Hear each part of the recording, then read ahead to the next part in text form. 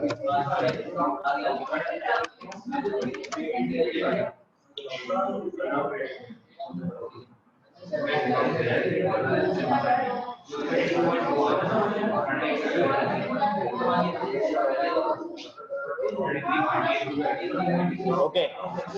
as in the last class we were discussing कि एक revision देनी है स्टैटिस्टिक्स और प्रोबेबिलिटी की। अब ये बताओ कि रिवीजन में कहाँ से स्टार्ट करूं?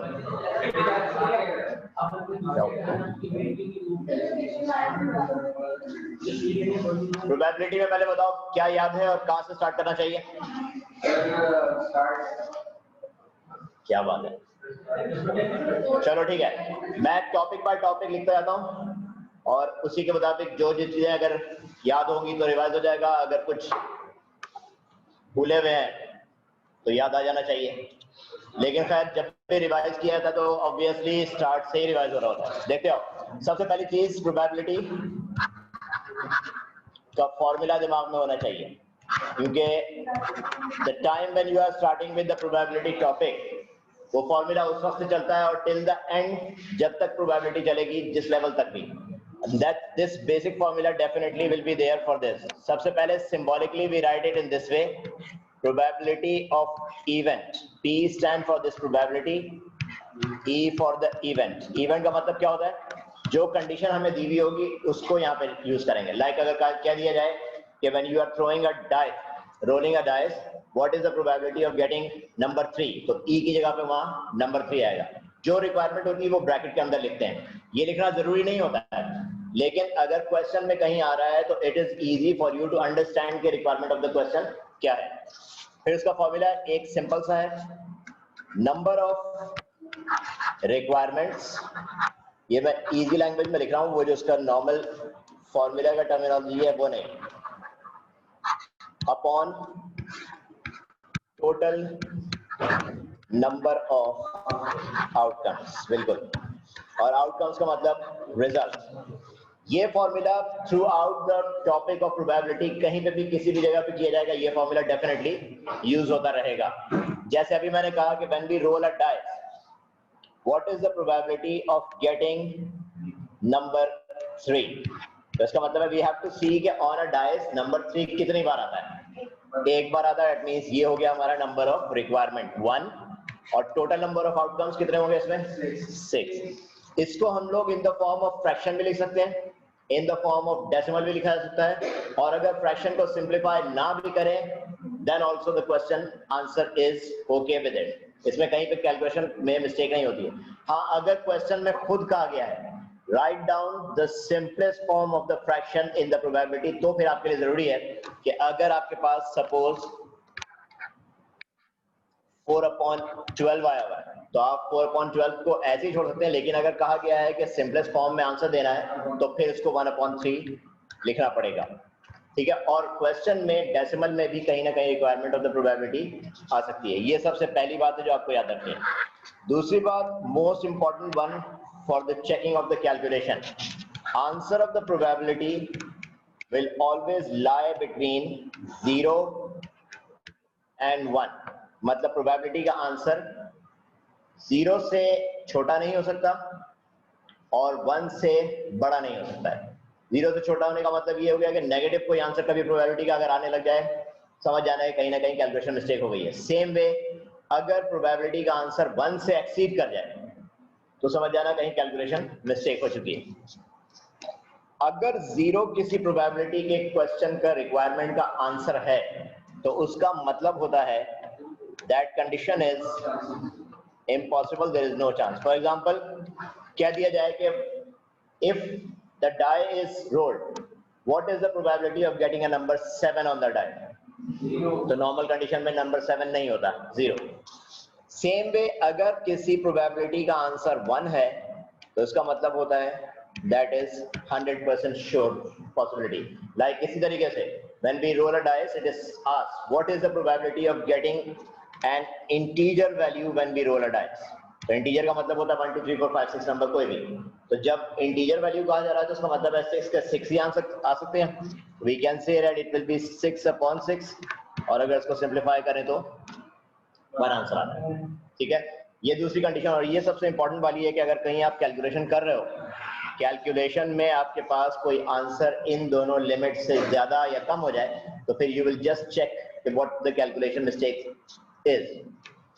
नंबर 3, एक टर्मिनोलॉजी यूज होती है जिसको याद रखना चाहिए। वैसे तो ऐसा है कि अगर इसको ना भी याद रखा जाएगा तो प्रॉब्लम नहीं है, but in some cases it comes in the question, और क्वेश्चन में अगर आ रहा है and if you don't know the thing that you can get confused. Sample space, sample space का मतलब भी आउटकम्स ही होता है, मतलब रिजल्ट ही होता है, लेकिन it is special terminology which is used for the outcomes when there are more than one outcome. ठीक है, मतलब ऐसी कंडीशन हो कि रिजल्ट तो है लेकिन एक ज्यादा। लाइक एक simple example, if we roll a dice and we throw a coin 2, obviously यहाँ पे दो आंसर तो आएंगे, दो रिजल्ट तो नजर आएंगे। मतलब ऐसा हो सकता है कि डाइस में नंबर 3 आ गया और कॉइन में टेल आ गया, तो इसका मतलब है दो आंसर्स एक साथ आ रहे हैं। दो आंसर्स एक साथ आ रहे हैं, एक ज्यादा आंसर आ रहा है तो उसको हम लोग कहते हैं सैंपल स्पेस। तो कभी ऐसा हो सकता है कि सपोज यही क्वेश्चन दिया हुआ है डाइस एंड कॉइन, कहा जाए find the total number of sample space, single value, single किसी कंडीशन में नहीं होगा, कोई भी एक से ज्यादा हो जाएगा, 2 3 4 जितने भी आ रहे हैं, तो उसमें अगर आ रहा है रिजल्ट तो फिर उसको सैंपल स्पेस कहते हैं। अब इसका जरा बताओ, सपोज यही कंडीशन है कि डाइस एंड कॉइन दोनों एक साथ फेंक रहे हैं, ठीक है। सबसे पहले रिक्वायरमेंट में पूछ लिया गया find the total number of sample space,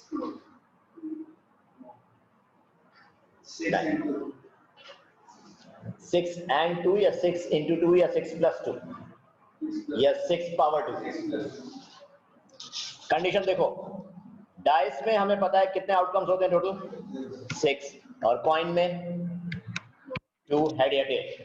जब भी एक से ज्यादा आउटकम्स हो रहे हो तो उनके रिजल्ट्स को हम मल्टीप्लाई करते हैं, यानी 6 into 2 will give you 12।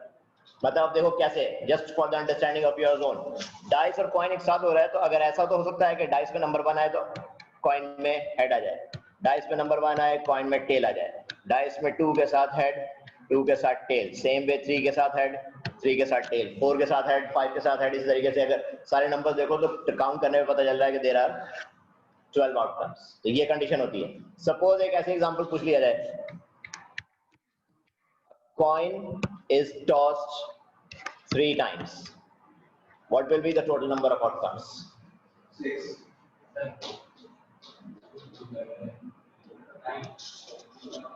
Coin का मतलब हेड टेल मतलब 2, 3 टाइम्स का मतलब है एक बार कॉइन आया तो 2 multiply by second time multiply by the third time, क्या आंसर आएगा? 8। कंडीशन आपके पास दिमाग में होनी चाहिए। लाइक अगर कह दिया जाए कि डाइस को 2 टाइम्स थ्रो कर रहे हैं, टोटल नंबर ऑफ आउटकम्स कितने होंगे? 36। मतलब सिंपल आप क्या कंडीशन है, जितने आउटकम्स हैं उनको आपस में मल्टीप्लाई करना है। तो एक मार्क का क्वेश्चन कहीं ऐसा हो सकता है, टोटल नंबर ऐड नहीं होगा। टोटल का मतलब यही है कि आउटकम्स को काउंट करके बताना है, तो वो एडिशन नहीं है, मल्टीप्लिकेशन होती है। अभी नहीं, अभी तो आ रहा है आगे। ये कंडीशन आ गई, टोटल नंबर ऑफ आउटकम्स के लिए हमेशा जितने आउटकम्स हो उनको आपस में मल्टीप्लाई करना है, ठीक है। फिर उसके बाद कंडीशन आती है जिसमें आपके पास कहा जाता है कि जो आउटकम्स आपके पास आ रहे हैं उनको प्रेजेंट करो। जैसे अभी डाइस था और कॉइन था, तो मैंने यहाँ पे एग्जांपल लिखा। इस एग्जांपल को अगर कहा जाए कि इसको प्रेजेंट करो तो इसके दो तरीके होते हैं। एक को कहते हैं पॉसिबिलिटी डायग्राम, और दूसरा होता है जो वेरी कॉमनली यूज है, ट्री डायग्राम।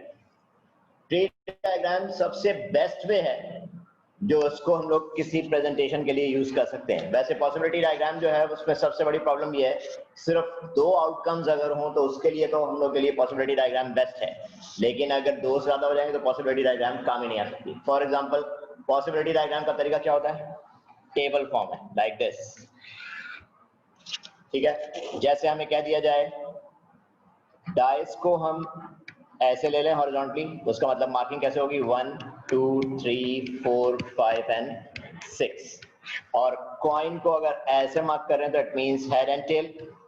अगर इसको कंबाइन करके लिखते हैं तो it will be like this, head with 1, head 2, head 3, head 4, head 5, head 6 और इसी तरीके से tail 1, tail 2, tail 3, tail 4, tail 5 and tail 6। ये आपका पॉसिबिलिटी डायग्राम है। तो इसमें क्योंकि हॉरिजॉन्टल और वर्टिकल दो ही कॉलम बनते हैं, तो अब अगर कोई भी कॉम्बिनेशन देखें, सपोज अगर कह दिया जाए कि इस डायग्राम को देखते हुए कहा जाए व्हाट इज द पॉसिबिलिटी या what is the probability that we get a head with odd number. अब इसी को देखिए, head with odd number, head with odd number का मतलब है ये भी होगा, ये भी होगा और ये भी होगा। ये अब ये जब सामने हो तो it is easy for us to count. Counting करके हम लोग आराम से इसका रिजल्ट दे सकते हैं, दैट विल बी 3/12। सिंप्लीफाई करो तो 1/4। अगर डेसिमल में आंसर देना हो तो 0.25। सपोज अगर इसी सिचुएशन में कह दिया जाता, what is the probability that we get a prime number on the dice. Prime number का मतलब कौन कौन से? 1 प्राइम नंबर नहीं होता है। 2, 3, 5। प्रोबेबिलिटी कितनी आएगी इसकी? 6/12। क्योंकि यहाँ सिर्फ प्राइम नंबर की बात हुई है, हेड टेल की बात नहीं हुई। इसका मतलब हेड के साथ भी काउंट करना पड़ेगा और टेल के साथ भी काउंट करना पड़ेगा। तो ये कंडीशन हो सकती है। ये हो गया, पहला ये है प्राइम नंबर, दूसरा ये, तीसरा ये। टोटल नंबर ऑफ आउटकम तो हमेशा होगा। अपॉन में क्या लिखते हैं प्रोबेबिलिटी का answer? Total number of outcomes. वो तो हमेशा होगा ही होगा, कुछ भी हो कुछ भी हो। जब प्रोबेबिलिटी आ गई तो अपॉन में हमेशा टोटल नंबर ऑफ आउटकम्स आएगा हर हालत में।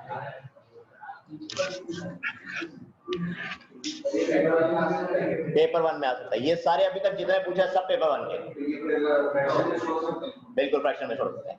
फ्रैक्शन में आप बगैर सिंप्लीफाई किए भी छोड़ सकते हैं। 6/12 आ गया, काफी है। ये ऑड नंबर वाले में भी ये आपने टेल वालों को भी काउंट किया है, तो ऑड नंबर वाले में भी काउंट। बिल्कुल, यहाँ पे प्राइम नंबर कहा है, ये नहीं कहा कि कॉइन पे क्या है। अगर कॉइन के बारे में जैसे ऊपर स्पेसिफाई किया गया था हेड आना चाहिए कॉइन में, तब हमने उसमें सिर्फ हेड को काउंट किया। यहाँ पे हेड या टेल के बारे में कुछ नहीं कहा, इसका मतलब है दोनों काउंट करना पड़ेगा। वहां कहा गया था कि हेड के साथ ऑड है, तो टेल को नहीं काउंट करना है। जो स्पेसिफाई कर दिया लिखा हुआ इन द क्वेश्चन है, आपको उसको देखना है। अगर कुछ कंफ्यूजन हो रही है, नहीं पता चल रहा है, कुछ नहीं लिखा हुआ, तो फिर आपको उसको सारे काउंट करने पड़ेंगे।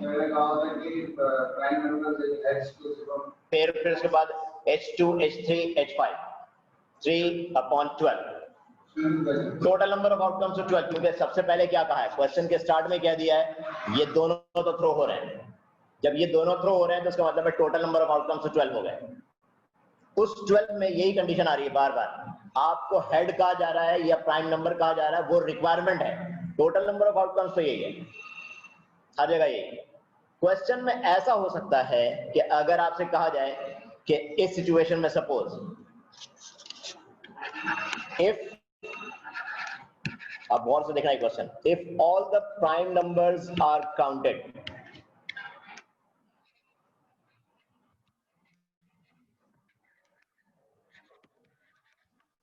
ठीक है, तो find the probability of prime number with tail. अब क्वेश्चन को देखोगे, इसकी रिक्वायरमेंट में सबसे पहले क्या दिया है, प्राइम नंबर्स आर काउंटेड। तो इसका मतलब ये हो गया, अब जो टोटल नंबर ऑफ आउटकम होगा वो चेंज होगा। अब कौन सा वाला होगा, जितने प्राइम नंबर्स हैं सिर्फ उसकी काउंटिंग देखनी है हमें। मतलब अब इस कंडीशन में आपके पास पहले H2, H3, H5, tell 2, tail 3, tell 5, इसके अलावा प्राइम नंबर्स कोई नहीं है, 1 प्राइम नंबर नहीं होता है। ठीक है, तो इसका मतलब अब यहां पे आपका टोटल नंबर ऑफ आउटकम्स 6 हो गया है। अब बताओ जरा प्रोबेबिलिटी क्या बनेगी, फाइंड द प्रोबेबिलिटी 3/6। तो ऐसी कंडीशन में total number of outcome change हो सकता है। अगर ऐसा कोई स्पेसिफिक कंडीशन नहीं दिया है तो आपको फिर टोटल नंबर ऑफ आउटकम वही लेना होगा जो स्टार्ट में।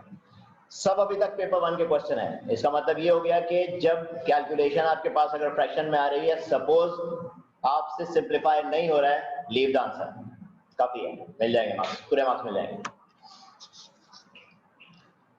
पेपर 2 में क्वेश्चन इसका आता ही उस वक्त है जब कैलकुलेशन बड़ी हो जाए, ऐसी बड़ी कैलकुलेशन जो आप नॉर्मल मल्टीप्लिकेशन से एडिशन से नहीं कर पाते हो। दूसरी कंडीशन वही ट्री डायग्राम है। ट्री डायग्राम में आपके पास आसानी ये होती है कि आप जब डायग्राम बनाते हैं तो उसमें साथ साथ आप जितने चाहे आउटकम्स ले सकते हैं। लाइक यहाँ पे पहले कह दिया जाए कि डाइस के साथ कॉइन थ्रो हो रहा था। अच्छा, नॉर्मल कंडीशन में आपको ये बता देते हैं कि कौन सा पहले थ्रो हो रहा है। डाइस अगर पहले थ्रो हो रहा है तो आपको डाइस के आउटकम को पहले बनाना पड़ेगा। अब यहाँ जैसे लिखा है कॉइन एंड डाइस, तो इसका मतलब हो गया कॉइन को पहले, डाइस को उसके बाद। कॉइन में होता है हमारे पास हेड और टेल, तो इसमें 2 हेड और टेल, और जिस वक्त इसके बाद वाली कंडीशन कहिए तो इसका मतलब है इसी से ब्रांचेस बनेंगी। अब डाइस है तो इसका मतलब 6 ब्रांचेस, और नॉर्मल सिचुएशन में आपको ये बनाना भी नहीं होता है। एग्जाम में जो आ रहा होता है वो तो आपके पास ऑलरेडी ये ड्रॉन फिगर होती है, सिर्फ इसमें वैल्यूज मिसिंग होती हैं, आपको वैल्यूज खुद लिखने हैं। ये ऐसी सिचुएशन आ रही है।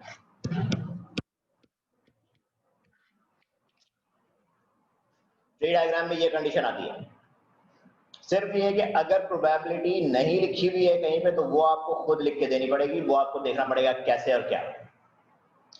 आखिरी कंडीशन जो आती है वो कैलकुलेशन है। उस कैलकुलेशन में आपको ये ध्यान में रखना है कि 3 तरह की कैलकुलेशंस आपके पास हैं। एक होता है probability of not having anything. Like जैसे अगर क्वेश्चन में कहा है कि डाइस में नंबर 5 आने की प्रोबेबिलिटी क्या होती है, 1 सिर्फ 1/6। 1 का तो मतलब 100% 5 ही आ रहा है। अगर कहा जाए कि 5 ना आने की प्रोबेबिलिटी बताओ, तो इसका मतलब है 5 के अलावा सारे आ सकते हैं, 5/6 होना है। ठीक है, ये तो आसान था जो काउंट करके बता दिया। ठीक है, सपोज अगर मुझे यहां पे कहीं आ जाए probability of getting good marks is 17/30, और इसमें कहा जाए what is the probability of not getting good marks। अब ये हमें पता ही नहीं है कि टोटल कितने हैं, तो इसमें सोचने में प्रॉब्लम होगी। उसके लिए ये वाला मेथड देखो, कभी भी किसी नॉट की प्रोबेबिलिटी फाइंड करनी है तो उसका तरीका होता है 1 माइनस प्रोबेबिलिटी। 1 क्यों? क्योंकि टोटल नंबर ऑफ प्रोबेबिलिटी या फाइनल आंसर ऑफ प्रोबेबिलिटी हमेशा 1 होती है। तो अब जैसे यहां मैंने कहा गुड मार्क्स लेने की 17/30 है, नॉट गुड मार्क्स लेने की क्या करें, तो 1 माइनस 17/30। ये जो सिंप्लीफाई करोगे तो वही हमारा आंसर बनेगा। तो अब इसमें भी देख लो, 5 आने की अगर 1/6 है तो 5 ना आने की 1 माइनस 1/6 है, 5/6 आ जाएगा। तो अगर किसी की प्रोबेबिलिटी पता है तो उसकी नॉट आने की प्रोबेबिलिटी सिंपली उस प्रोबेबिलिटी को 1 से माइनस करके ला सकते हैं। तो ये कंडीशन याद रखना, ये भी पेपर 1 की कंडीशन है। अब जो लास्ट 2 आ रही है वो पेपर 1 से ज्यादा पेपर 2 की है। एक प्रोबेबिलिटी ऑफ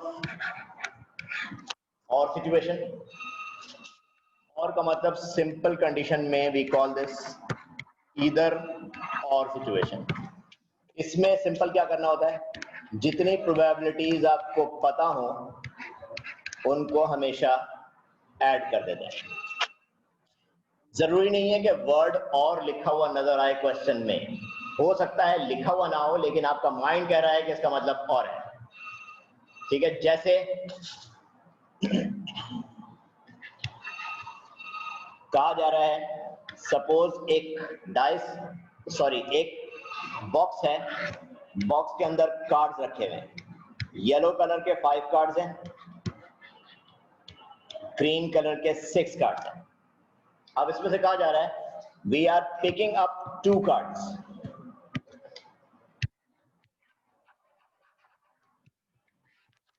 ठीक, और इससे कहा जा रहा है कि अब आप ट्री डायग्राम सबसे पहले बनाओ जिसमें आप ये 2 कार्ड्स की पिकिंग अप को या चॉइस को रिप्रेजेंट करेंगे। तो अब क्या कंडीशन होगी? सबसे पहला सिंप्लीफिकेशन ये है कि अगर आप कार्ड्स पिक कर रहे हैं तो there are 2 types of cards, एक येलो कलर और एक ग्रीन कलर। तो इसका मतलब है सबसे पहले जो आपके पास चॉइस होगी वो येलो या फिर ग्रीन की है। अब येलो और ग्रीन में भी कंडीशंस अलग अलग है, येलो 5 है और ग्रीन 6 है, तो फिर इसकी प्रोबेबिलिटी आपको इस ब्रांच के साथ लिखनी होती है। येलो की क्या प्रोबेबिलिटी लिखी जाए? अपॉन 11। प्रोबेबिलिटी हमेशा फ्रैक्शन में होती है। ग्रीन की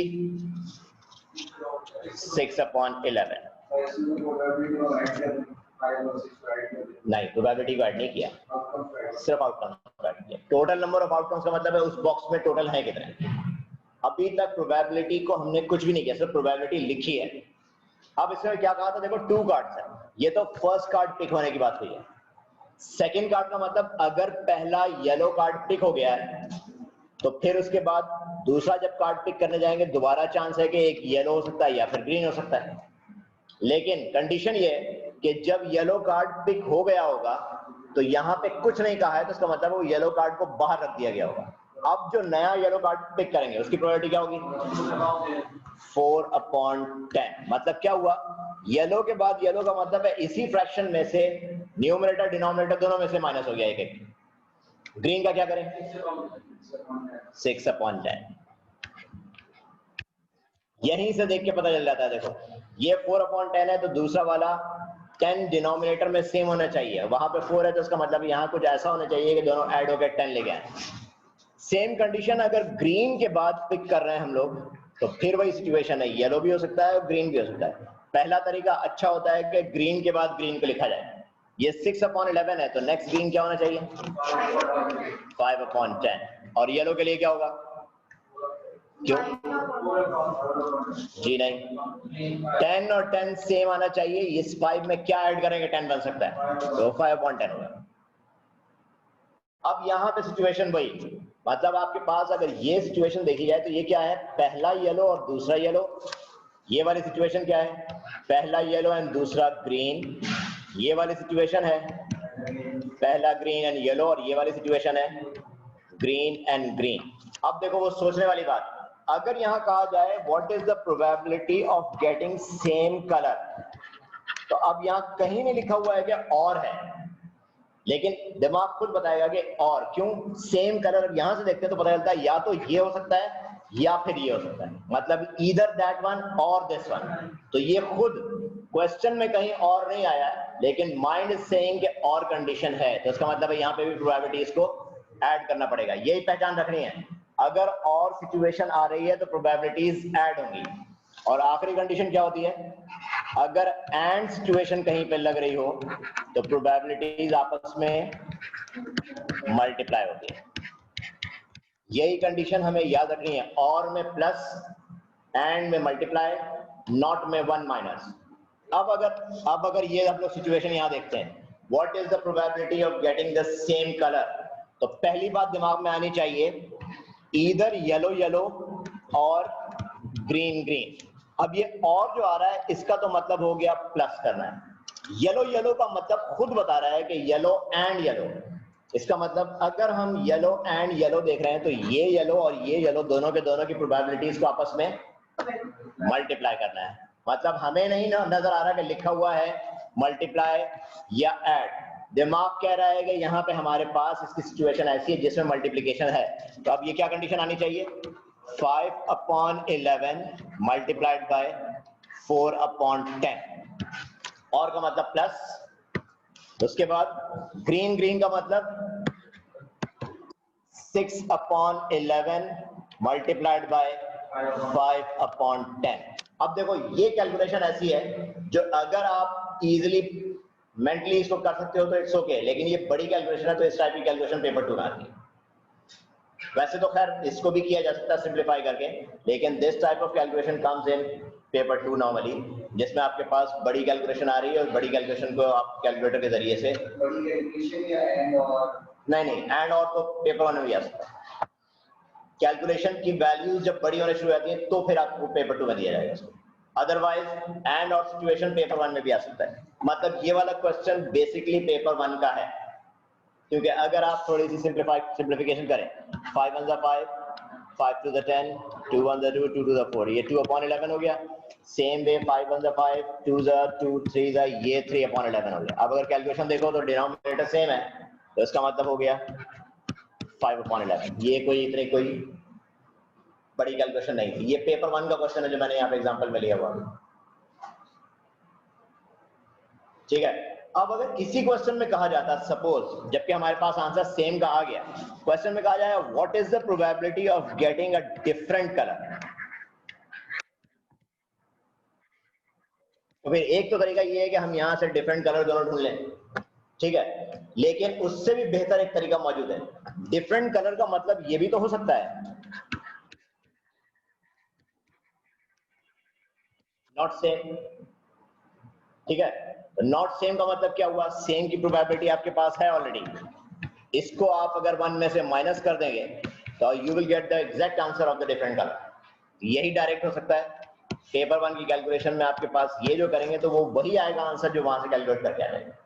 इसका मतलब ये हो गया कि अगर पेपर में आपका फर्स्ट पार्ट सपोज ये पूछा गया है और उसके साथ डायरेक्टली आपसे सेकंड पार्ट में ये पूछेंगे, तो इस सेकंड पार्ट के मार्क्स कम होंगे, क्योंकि they expect that you should use your logic of the previous answer और उससे आंसर निकाला जाए। आप अगर चाहें बड़ी कैलकुलेशन करके आंसर यही लेके आएंगे, मार्क्स आपको मिलेंगे वही 1। लेकिन जो समझ जाता है कि 1 मार्क, नॉर्मली अगर आप क्वेश्चन की मार्किंग को देखें तो that is actually the thing that you should understand, कि अगर 1 मार्क का क्वेश्चन है तो उसमें सिर्फ और सिर्फ 1.5 मिनट यूज करना चाहिए, उससे ज्यादा नहीं। ज्यादा कैलकुलेशन टाइम यूज किया तो मतलब आपने अपने किसी दूसरे क्वेश्चन का टाइम वेस्ट किया होगा, कंफर्म। इसलिए बेहतर तरीका ये होता है कि understand the logic of the marking and because of that use the same limit of time that should be given. बोलो। बिल्कुल भी नहीं, जैसे मैंने यहाँ सेम कलर और डिफरेंट कलर दिया है, तो कैसे समझ में आया कि इसमें एंड आना ये चाहिए और आना चाहिए, कहीं लिखा हुआ नहीं है। ये आपको एनालाइज करना पड़ेगा, खुद एनालिसिस आपको खुद करना पड़ेगा। बहुत कम जगहों पे ऐसा होता है। मतलब समझो कि अगर 100 क्वेश्चंस आ रहे हैं तो उसमें से 2 क्वेश्चन ऐसे होंगे जिसमें पता होगा कि एंड और लिखा हुआ है, 98 क्वेश्चन ऐसे होंगे जिसमें आपको खुद समझना पड़ेगा। ठीक है, ये हो गई प्रोबेबिलिटी। प्रोबेबिलिटी में यही सब कुछ रिकैप है, ये पूरा टॉपिक है।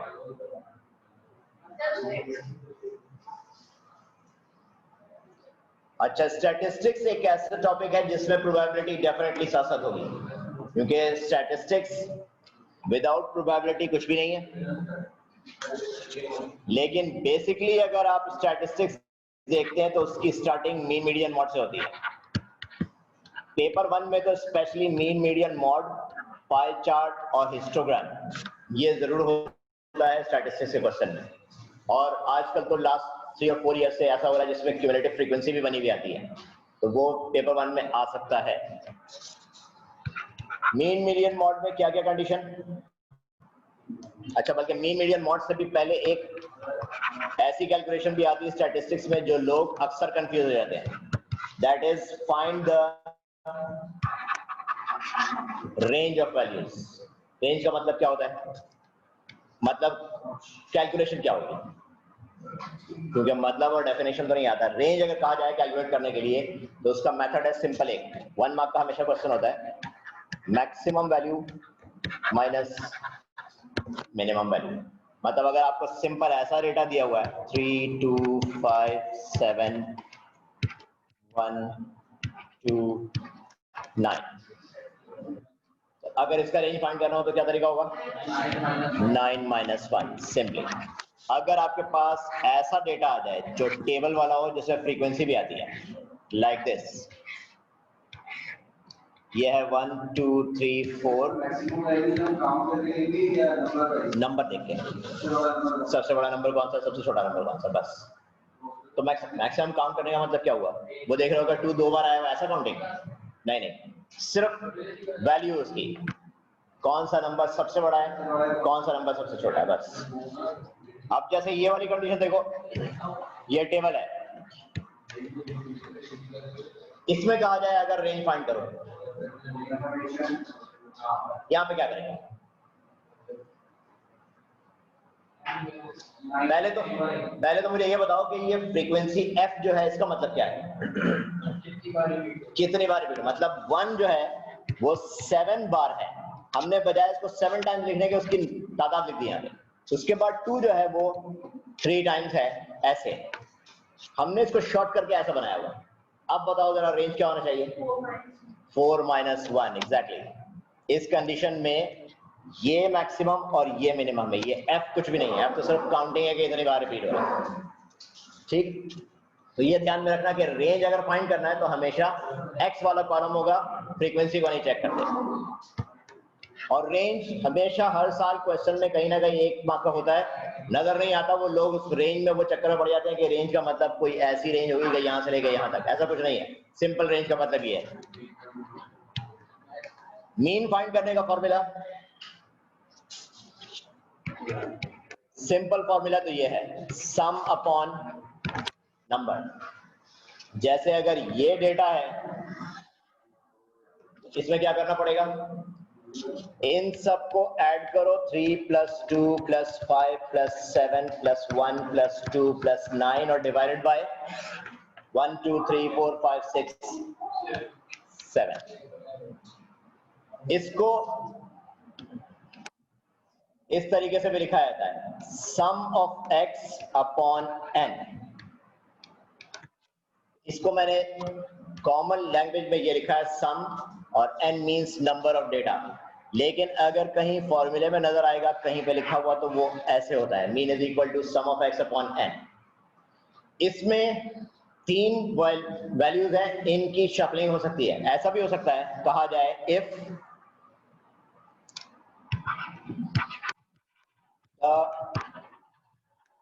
mean of A, B, C and D is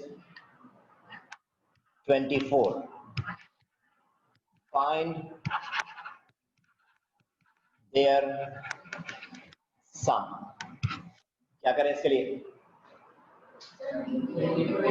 mean की वैल्यू है 24, सम ऑफ x का हमें नहीं पता, n क्या होगा? 4, ABCD 4। तो अगर हमें सम चाहिए तो this 4 goes to the other side, तो ये बन जाएगा sum of x is equal to 96। ऐसा भी हो सकता है, ये पेपर 1 टाइप के क्वेश्चंस। ठीक है, इसी क्वेश्चन के सेकंड पार्ट में ऐसा भी हो सकता है, इफ मल्टीप्लाई किया ना, ये 4 यहाँ है, यहाँ से आके मल्टीप्लाई होगा। नहीं, ये नहीं, कोई काउंटिंग नहीं है। इसका मतलब ऐसा कुछ होगा कि शायद a की वैल्यू हो 23, b की वैल्यू हो 42, c की वैल्यू हो 15 और ये ऐड करोगे तो ये 96 आ होगा, ऐसा कुछ होगा। ये हमें नहीं पता कि ये ABC क्या है, कुछ भी हो सकता है। अब सपोज ये कंडीशन दी है, if a new number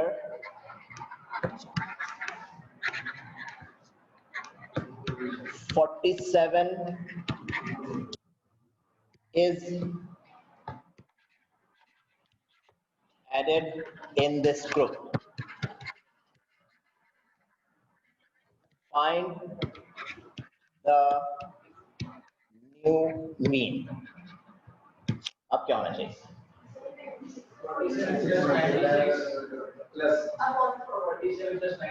47 plus 96 divided by 5।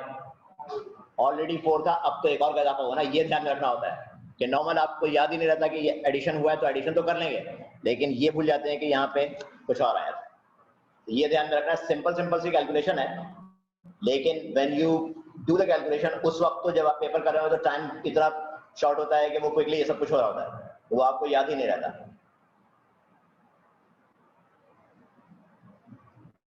Ubaid साहब पूछ रहे हैं कि 4 अपॉन में क्यों आएगा, क्या रीजन होनी चाहिए भाई? जी, number of data, number 1, number 2, number 3, number 4, that is why 4 is coming down. ठीक है, अच्छा अगर ये वाला डेटा हो जिसमें आपके पास फ्रीक्वेंसी भी साथ साथ आ रही है,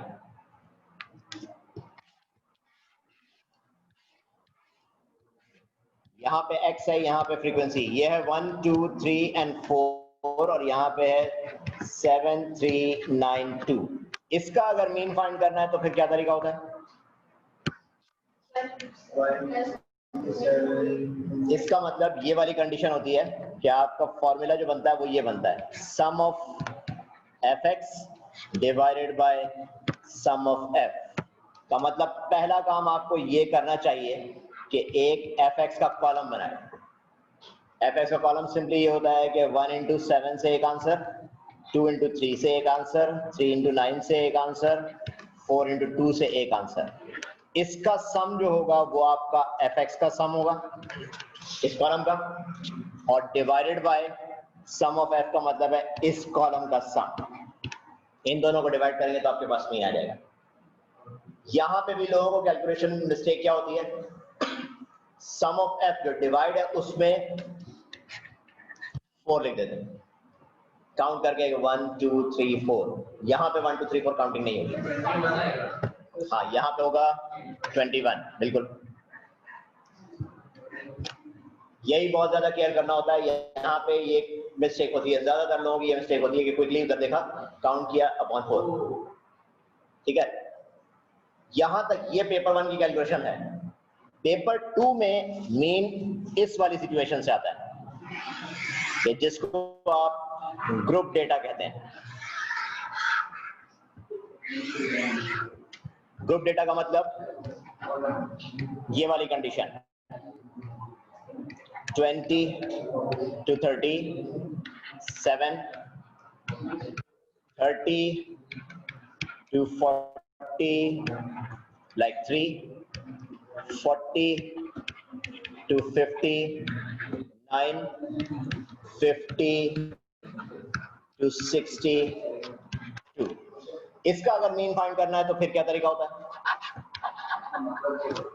हाँ, इसका मतलब ये है, सपोज ये मार्क्स ऑफ द स्टूडेंट है, इसका मतलब है 20 से लेके 30 तक मार्क्स लेने वाले 7 स्टूडेंट्स हैं, 30 से लेके 40 तक मार्क्स लेने वाले 3 स्टूडेंट हैं। इसलिए डेटा की यहाँ ग्रुपिंग हुई है, इसको कहा जाता है ग्रुप डेटा। 40 से लेके 50 मार्क्स लेने वाले 9 स्टूडेंट है, 50 से लेके 60 मार्क्स लेने वाले 2 स्टूडेंट्स हैं। अब कहा जा रहा है कि इसका मीन फाइंड करो। इसके मीन के लिए भी फॉर्मूला आपके पास यही वाला यूज होगा, लेकिन अब एक बात सोचनी है, फ्रीक्वेंसी तो नजर आ रही है, ये x कहां से लाए जिसमें हम लोग ये fx बनाए इसमें। तो इसका मतलब क्या होता है, यहां पे हम लोग एक कॉलम और बनाते हैं, that is the column of mid value, या उसको मिडिल वैल्यू कहते हैं। मिड वैल्यू कहां से आती है, इन दोनों वैल्यू से, 20 प्लस 30 डिवाइडेड बाय 2, इससे आपके पास मिड वैल्यू आएगी। सेम यहाँ पे 30 प्लस 40 डिवाइडेड बाय 2 से 35। ये मैंने इसलिए लिख के दिया है कि ये फॉर्मूला यूज करते हैं, आप ये ना लिखे डायरेक्ट, जैसे मैंने नेक्स्ट में 35 को लिख दिया, 40 प्लस 50 डिवाइडेड बाय 2 से 45 और यहाँ से 55। ये कॉलम जो आपका मिड वैल्यू का आया, दिस इज एक्चुअली x। अब वहां से fx बन जाएगा, कैसे बनेगा, ये 7 and this 25 will be multiplied together to form fx। 7 multiply by 25, यहां पे आ जाएगा 3 मल्टीप्लाई बाय 35, यहां होगा 9 मल्टीप्लाई बाय 45 और लास्ट में होगा 2 मल्टीप्लाई बाय 55। ये आपका fx का कॉलम है। इसका जब आप सम लेंगे तो this will come somewhere in your fx, और फिर अपॉन में क्या आना चाहिए, किसको, ये सारे f को सबको ऐड किया जाएगा, वो आपका यहाँ पे आएगा। ठीक है, ये है आपका पेपर 2।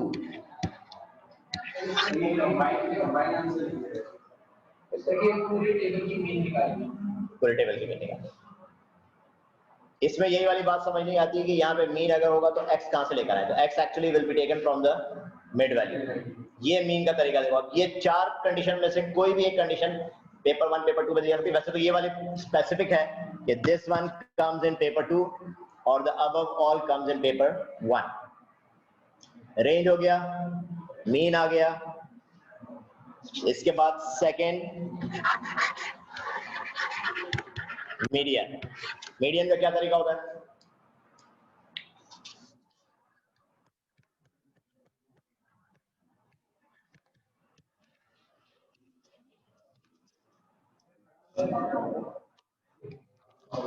इसका अगर मीडियन चाहिए, मीडियन का मतलब होता है मिडिल वैल्यू, एग्जैक्ट मिड में जो वैल्यू हो वो एक वैल्यू भी हो सकती है, दो वैल्यू भी हो सकती है, इससे ज्यादा नहीं हो सकती। अगर एक वैल्यू मिडिल में है तो that will be your answer. अगर दो वैल्यूज मिडिल में आ रही हैं तो उसका मतलब है दोनों को ऐड करके डिवाइड बाय 2 करना पड़ेगा। लेकिन उससे पहले एक मोस्ट इंपॉर्टेंट काम कि डेटा को सबसे पहले अरेंज होना चाहिए। अरेंज हुए बगैर जो भी आंसर आएगा वो डेफिनेटली रॉन्ग होगा। अरेंज का मतलब it's up to you, ascending order में अरेंज करो या डिसेंडिंग ऑर्डर में अरेंज करो, किसी में भी अरेंज करो, किसी एक में लेकिन अरेंज होना चाहिए। अब जो डेटा रिपीट हुआ उसको रिपीटेड वे में ही अरेंज होगा। जैसे सबसे पहले यहां देखें तो मैं इसको असेंडिंग में अरेंज कर रहा हूं, 1 2 बार 2 है, 3 4 5 6 एंड 7। अब अरेंज होने के बाद भी आपको सी का मीडियन कौन सा बनेगा? 3 बनेगा पक्का?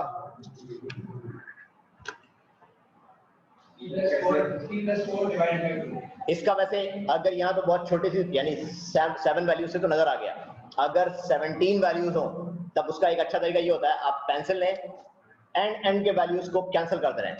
1 और 7 पेयर कैंसिल होना चाहिए, 2 and 6 फिर ये 2 and 5।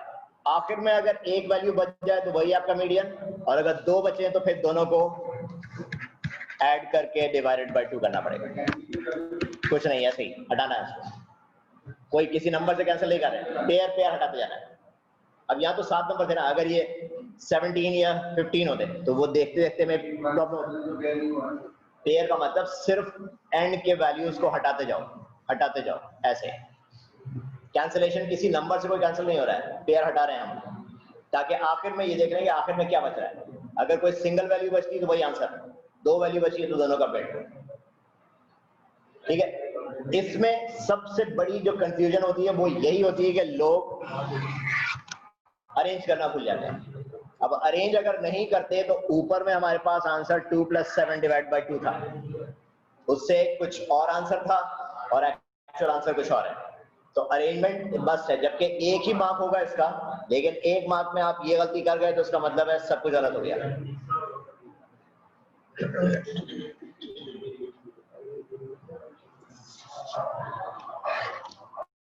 मीडियन में जो सबसे कंफ्यूजिंग कैलकुलेशन है वो इस डेटा की होती है।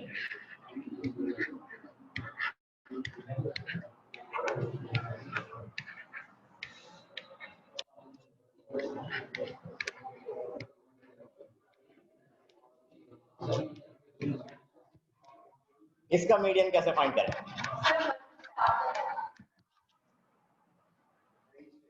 अरेंज ऑलरेडी है, ये डेटा जब दिया हुआ तो ये अरेंज होगा ऑलरेडी, क्योंकि we need to have the calculation.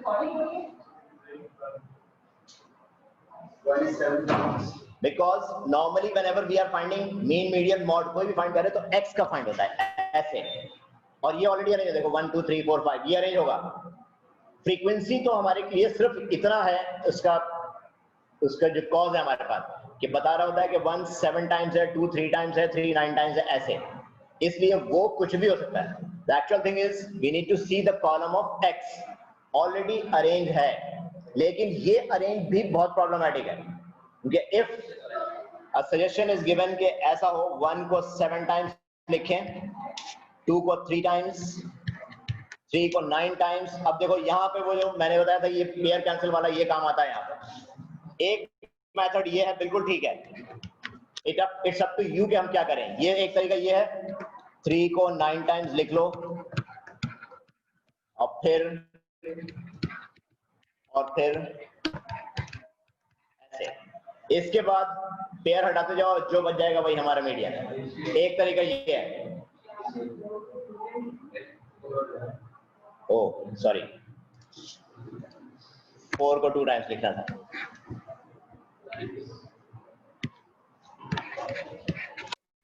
ठीक, और फिर उसके बाद पेयर्स हटाते जाओ, उसके बाद जो बच जाएगा that will be your final answer. बिल्कुल ठीक है ये, लेकिन फिर इसमें क्या प्रॉब्लम है कि अगर सपोज ये 1 7 टाइम्स है तो आसानी से लिख लिया। अगर यहाँ होता 1 27 टाइम्स, 2 23 टाइम्स, 3 91 टाइम्स, तो ये एक बहुत बड़ा प्रोसेस हो जाता है लिखते लिखते।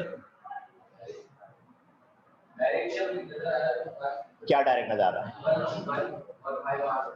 फिर 2 और 4 हटा दें और फिर 3 लिख दें, बस। बहुत बड़ी गलती है इसमें। इसका जो एक्चुअल मेथड ऑफ कैलकुलेशन है वो देख लो, वो एक आसान कैलकुलेशन है, सिर्फ उसके प्रोसेस को याद रखना पड़ता है, और वो बेस्ट वे, बल्कि CIE में लॉजिकल वे जो है कैलकुलेशन का वही है। ये बिल्कुल ठीक है, ये एक्सेप्टेबल है, अगर ये वाला मेथड आप करते हैं ये बिल्कुल एक्सेप्टेबल है, लेकिन इसमें सिर्फ ये मुसीबत है कि इसको इतनी बार लिखना होगा, और हो सकता है अगर लिखने, जैसे अभी मैंने गलती कर दी थी, 4 को 2 टाइम्स लिखने के बजाय 2 को 4 टाइम्स लिख दिया, तो ऐसे करने में ये गलती हो सकती है, तो उसमें कहीं ना कहीं फिर आंसर गलत आ सकता है। इसका तरीका जो है मेथड वो देखो, सबसे पहले ये है कि आप F के बाद एक कॉलम बनाते हैं, CF का कॉलम। CF क्या मतलब होता है? Cumulative frequency.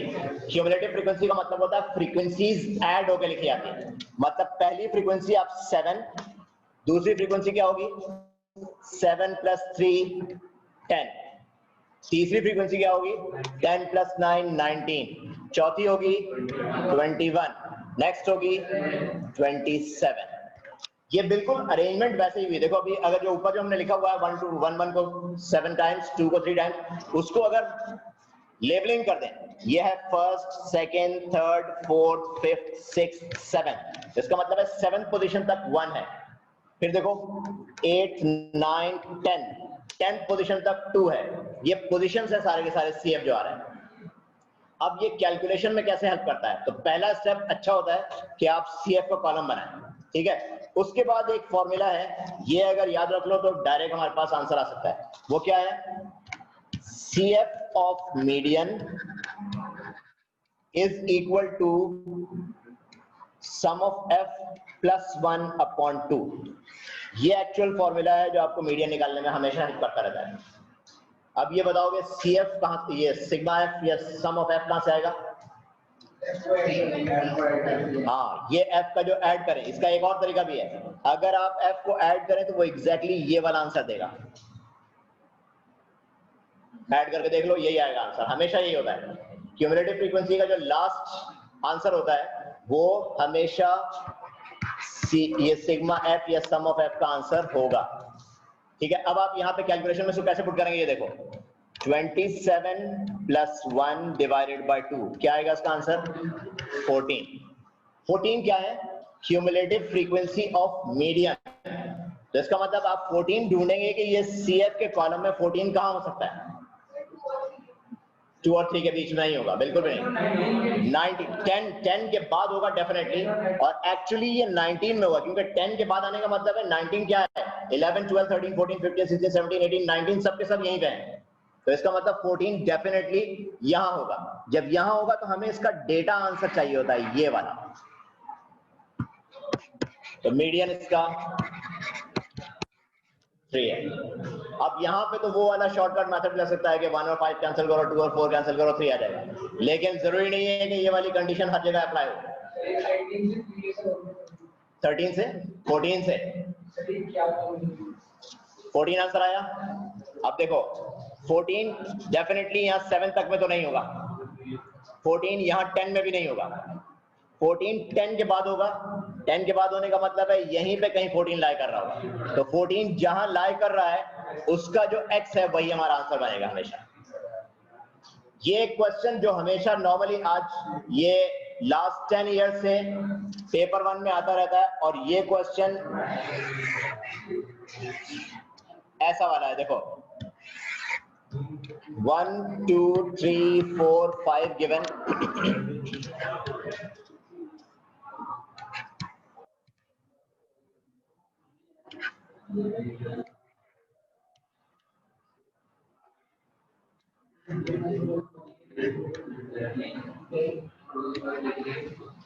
ये x है, ये f है।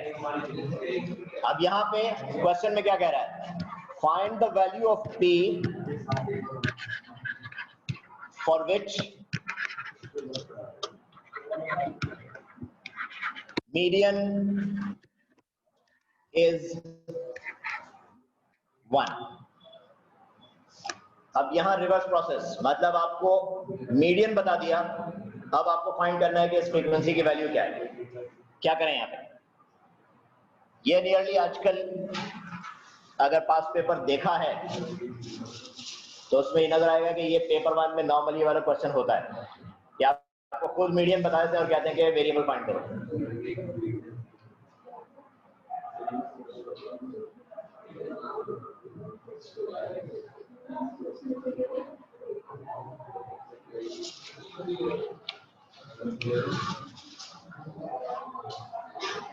अगेन सबसे पहली बात, मीडियन का जहां जिक्र आ गया तो सबसे पहले आपको सीएफ का कॉलम तो बनाना चाहिए। मीडियन आते सीएफ सबसे पहले बनाओ। अब इस क्वेश्चन को सॉल्व करने का तरीका देख लो, यही है।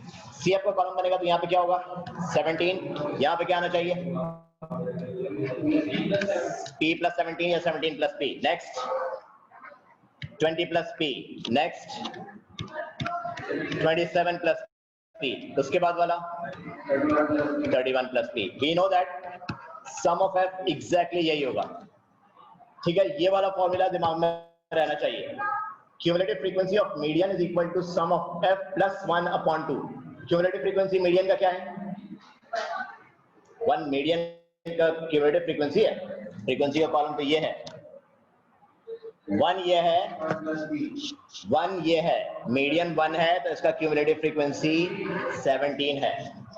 17 आप यहां पे रखेंगे is equal to sum of f which is 31 plus p plus 1 divided by 2। ये देख लो, ये वाला फॉर्मूला पूरा का पूरा यहां पे मैंने लिख लिया। 31 प्लस p क्या है सम ऑफ f। अब इसकी शिफ्टिंग करो, p की वैल्यू आ जाएगी। ये क्या है cf ऑफ मीडियन। क्या मतलब हुआ इसका, मीडियन की वैल्यू का cf चाहिए। तो मीडियन यहाँ पे क्या है 1 और इसका cf 17 है। यहाँ पे हमेशा cf ऑफ मीडियन आता है। आप सिंप्लीफाई करोगे तो you will get p is equal to 2। इस वाले क्वेश्चन के लिए यही फॉर्मूला है जो एप्लीकेबल है। इसके अलावा आप कुछ एनालाइज करके कर सकते हैं तो वो लंबा प्रोसेस होगा। सबसे पहले ये वाला फॉर्मूला दिमाग में रखना है, ठीक है। इसके बाद जहां पे आपका वर्ड मीडियन आ गया, फाइंड द मीडियन या गिवन द मीडियन, तो आपने सबसे पहला काम सीएफ का कॉलम बनाना है हर हालत में। सीएफ का कॉलम कैसे बनता है, पहली फ्रीक्वेंसी एज इट इज, बाकी को उसके साथ क्रॉस ऐड करते जाओ, क्रॉस ऐड करते जाओ, लास्ट वाला आ जाएगा। लास्ट वाला जो होगा वो हमेशा सीएफ सिग्मा एफ होता है या सम ऑफ एफ होता है। इसके बाद फिर हमने क्या करना होता है, ये वाला फॉर्मूला यहाँ पे पूरा पूरा अप्लाई कर देंगे। सीएफ ऑफ मीडियन, मीडियन 1 है उसका CF 17 is equal to sum of f जो कि ये आ गया प्लस 1 डिवाइडेड बाय 2। ये फॉर्मूला शिफ्टिंग करो, जो वेरिएबल होगा वो फाइंड हो जाएगा। फ्रीक्वेंसी कभी भी माइनस में नहीं आ सकती, ये दिमाग में रखना। अगर इसका आंसर जैसे मेरे पास यहाँ पे 2 आ गया है तो इसका मतलब है ये आंसर सही है। अगर माइनस में आ रहा होता तो डेफिनेटली ये एक रॉन्ग कैलकुलेशन होती, कहीं ना कहीं हमने कोई मिस्टेक की भी होगी।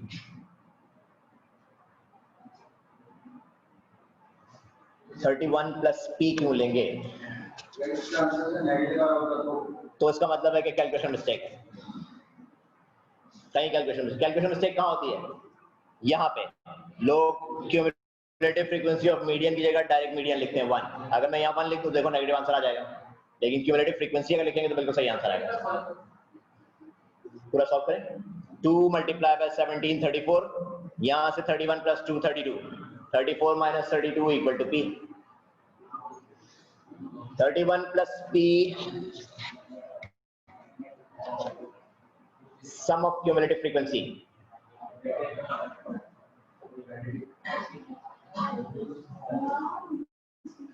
मॉड का मतलब क्या होता है, मॉड जिसकी फ्रीक्वेंसी सबसे ज्यादा है, the data which frequently occurred.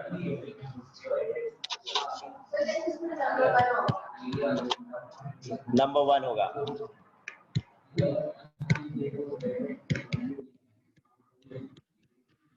इस डेटा में मॉड क्या है,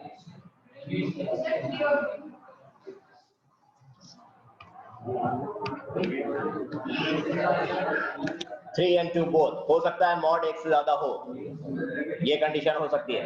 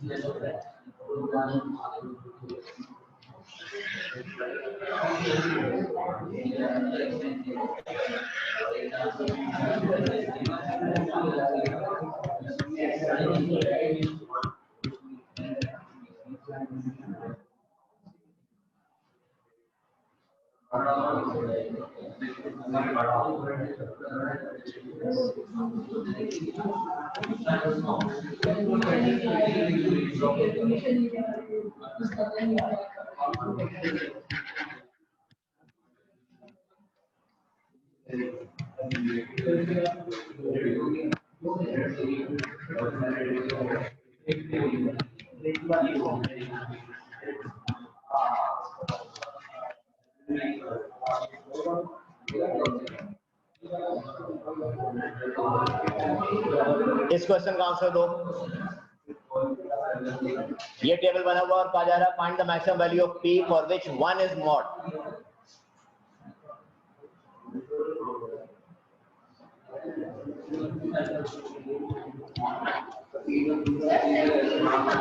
नहीं, वो p फर्स्ट पार्ट में हो गया, वो कुछ और आंसर।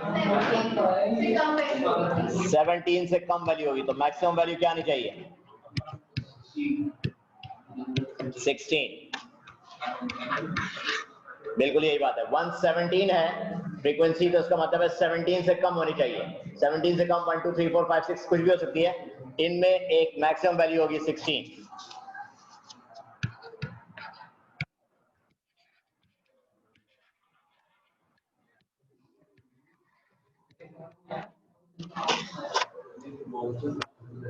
वन मॉड होने का क्या मतलब हुआ?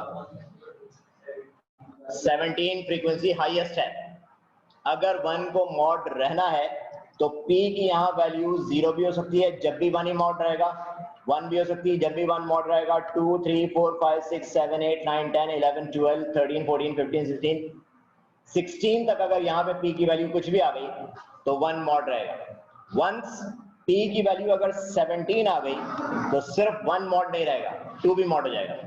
तो इसका मतलब है 16 हाईएस्ट वैल्यू है जो p की हो सकती है जब 1 जो है वो मॉड रहे। तो यहाँ हम सिंपल ये देखना होता है कि जिसको मॉड कहा गया उसकी फ्रीक्वेंसी देखो, उसकी फ्रीक्वेंसी से एक कम वैल्यू होती है फ्रीक्वेंसी दूसरे वाले की। इसको जरा देखो, find the minimum value of p for which 2 is mod.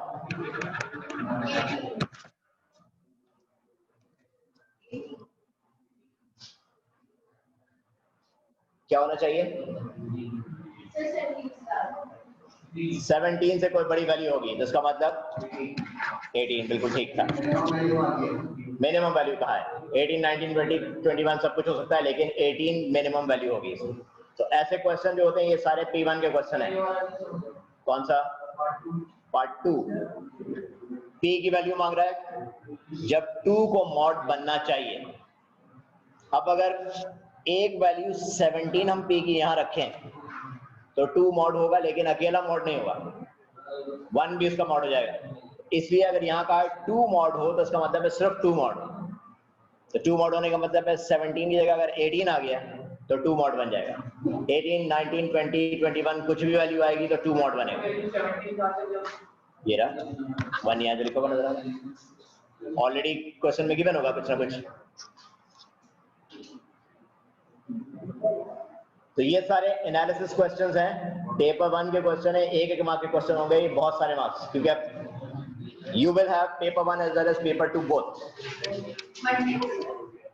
जिस दिन भी मैथ्स का पेपर है उस दिन दोनों पेपर ही होंगे। टोटल अगर 1 आवर का होगा तो हाफ हाफ होगा, या ऐसे होगा कि 20-40 मिनट्स का होगा।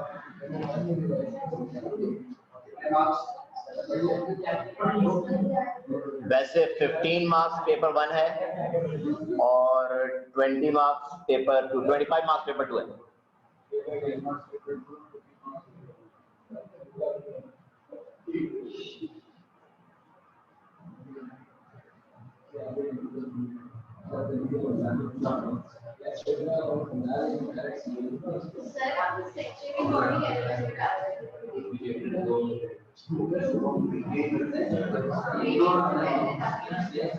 इससे पहले वाली रिकॉर्डिंग भी तो होगी ना। अच्छा, जो करंट है तो इसका मतलब इसमें सब आ रहा है एक साथ।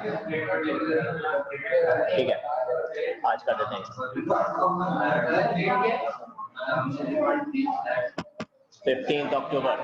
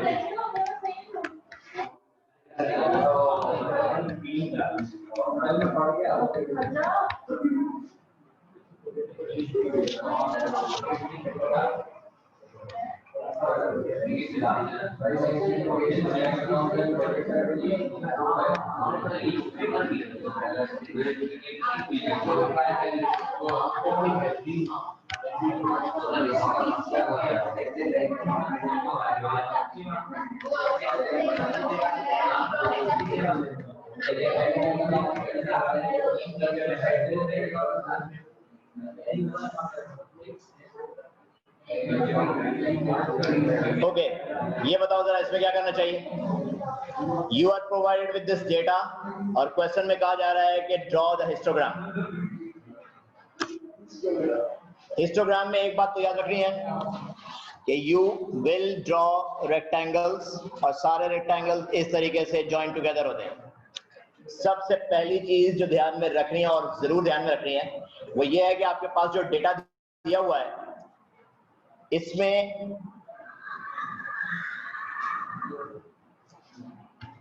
क्लास विद का एक कॉलम आप खुद बना लेंगे। ये आपके लिए कैलकुलेशन में हेल्पफुल है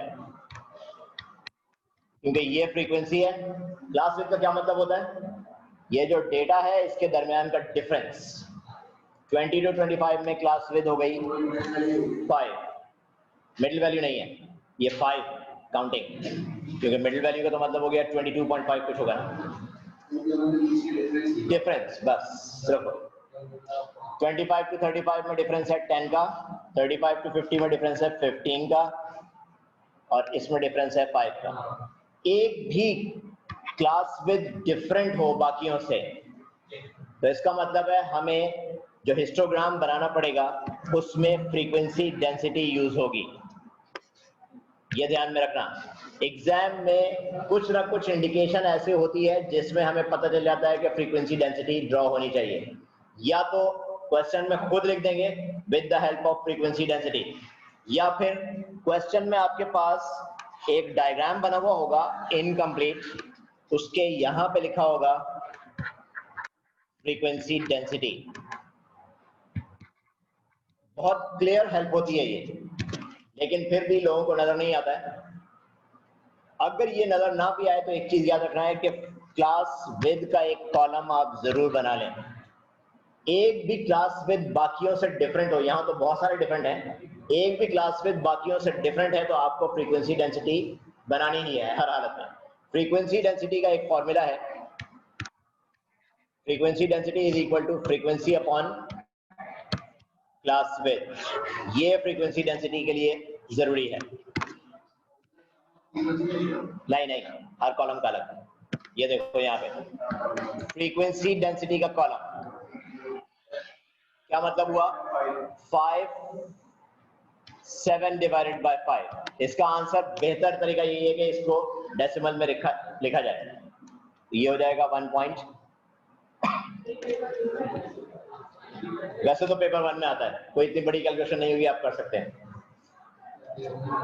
इसमें फ्रीक्वेंसी अपॉन क्लास विद 3/10 मतलब 0.3। यहां पे 9/15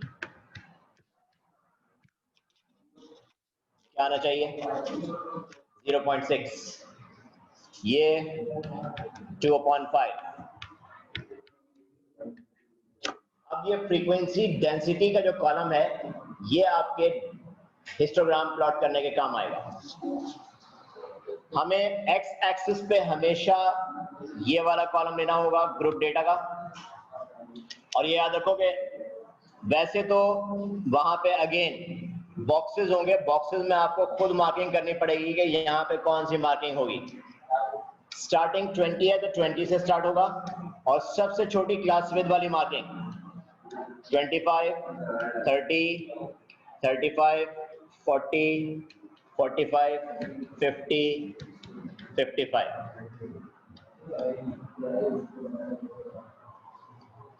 क्योंकि स्टार्ट 0 से नहीं हुआ इसलिए हम लोग ये वाला साइन भी बनाते हैं।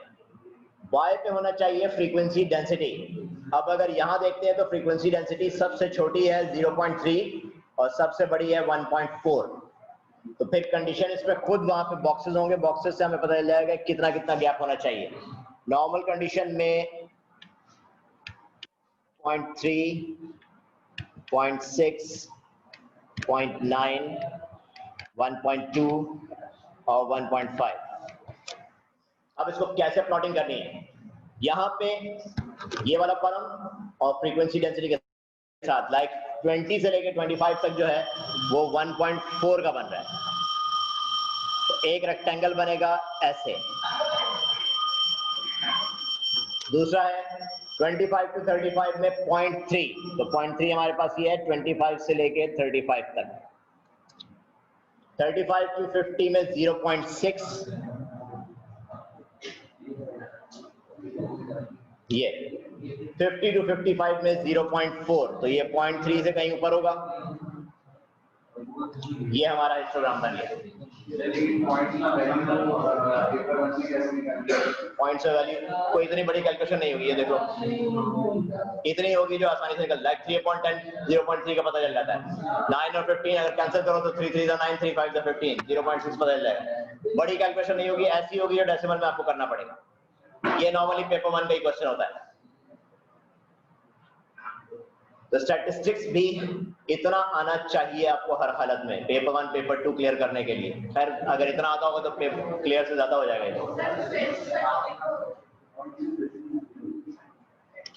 ठीक है, पाई चार्ट नहीं आ रहा था क्या मतलब? पाई चार्ट बिल्कुल आ रहा है, तो आएगा क्यों नहीं? प्रोडक्टर और ये लेके आना चाहिए, ये बिल्कुल सही है, अच्छी बात याद दिला दी है। Bring your protectors and compass with you। हो सकता है कि किसी क्वेश्चन में पाई चार्ट ड्रॉ करने के लिए दे दिया, ऐसा नहीं करूं क्या मतलब?